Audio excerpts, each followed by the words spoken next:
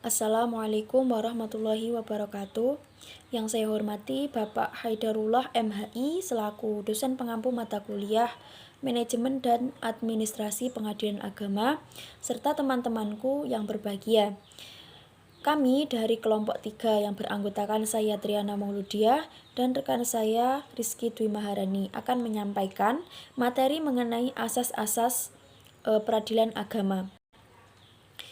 Langsung saja kita masuk ke materi. Yang pertama yaitu mengenai pengertian asas peradilan agama. Nah, yang pertama yaitu asas.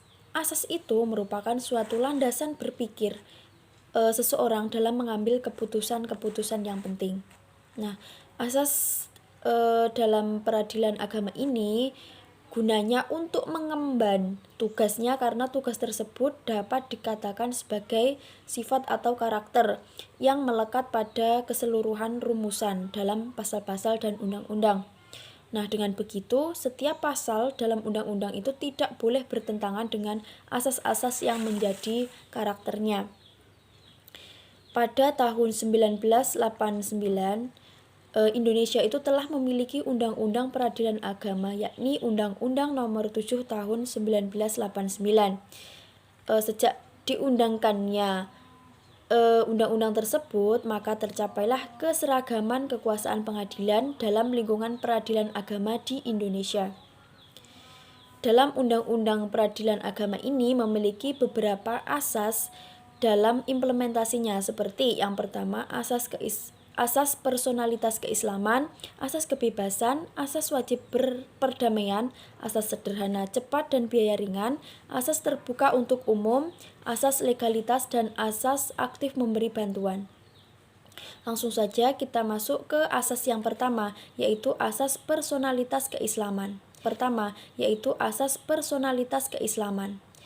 Nah, dalam peradilan agama ini, asas personalitas keislaman itu merupakan asas pemberlakuan hukum Islam terhadap orang atau mukallaf yang beragama Islam, yang tunduk dan dapat ditundukkan kepada kekuasaan lingkungan peradilan agama, dan hanya mereka yang mengaku dirinya pemeluk agama Islam. Untuk penganut agama lain atau non-muslim dapat dipaksakan tunduk kepada kekuasaan lingkungan peradilan agama. Yang kedua yaitu asas kebebasan. Asas kebebasan ini merupakan asas yang paling sentral dalam kehidupan peradilan karena kekuasaan kehakiman ini merupakan kekuasaan negara yang merdeka untuk menyelenggarakan peradilan guna penegakan hukum. Nah, dalam hal ini agar hukum itu dapat ditegakkan berdasarkan Pancasila. Akan tetapi, kebebasan kehakiman ini bukanlah kebebasan yang membabi buta, akan tetapi terbatas dan relatif. Bebas di sini dalam artian yaitu yang pertama bebas dari campur tangan kekuasaan negara lain, bebas dari paksaan, dan bebas melaksanakan wewenang peradilan. Yang ketiga yaitu asas wajib mendamaikan. Asas wajib mendamaikan ini salah satunya diatur dalam rumusan dalam pasal 31 Peraturan Pemerintah Nomor 5 Tahun 1975 yang berbunyi 1. Hakim yang memeriksa gugatan perceraian berusaha mendamaikan kedua belah pihak. 2. Selama perkara belum diputuskan, usaha mendamaikan dapat dilakukan pada setiap sidang pemeriksaan. Yang keempat yaitu asas sederhana, cepat, dan biaya ringan. Penyelesaian perkara dalam peradilan yang cepat, tepat, adil, dan biaya ringan ini tidak berbelit-belit yang menyebabkan proses sampai bertahun-tahun. Biaya ringan ini dalam artian biaya yang sederhana yang memungkinkan dapat dipikul oleh rakyat. Asas sederhana, cepat, dan biaya ringan ini yaitu hakim dalam mengadili suatu perkara itu harus berusaha semaksimal mungkin untuk menyelesaikan perkara dalam tempo yang tidak terlalu lama.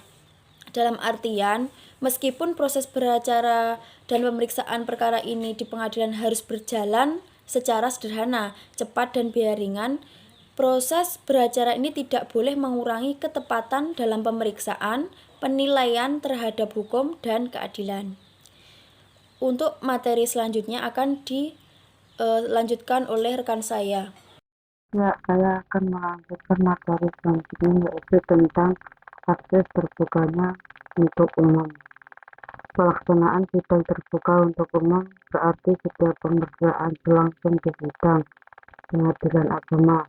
Siapa saja yang berkunjung menghadiri dan menyaksikan dan mendengarkan sidang dan sidang tidak boleh dihalangi dan dilarang dan harus memenuhi syarat formal.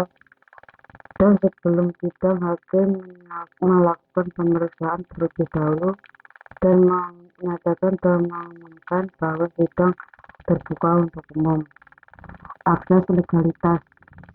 Legalitas pada prinsipnya sama dengan rule of law, yakni pengadilan mengadili menurut ketentuan-ketentuan hukum karena hakim berfungsi dan berwenang menggerakkan roda peradilan melalui pengadilan agama. Semua tindakan yang dilakukan dalam rangka menjalankan fungsi dan kewenangan peradilan. Aktif memberikan bantuan. Dalam akses ini, hakim hendaknya mendapatkan memberikan dari tujuan dari memberi bantuan keadilan yang sederhana, cepat, dan biaya ringan, yang terdapat dalam pasal 2 ayat 2 Undang-Undang Nomor 48 Tahun 2009. Dan ada pun beberapa masalah formal yang tercantum dalam objek fungsi memberi bantuan dan nasihat antara lain yaitu membuat gugatan bagi yang buta huruf, memberikan pengarahan tata cara izin progeo, mengarahkan penyempurnaan surat semata. Sekian dari kelompok kami, apabila ada kurang lebihnya kami mohon maaf. Wahiran taufiq wal hidayah. Wassalamualaikum warahmatullahi wabarakatuh.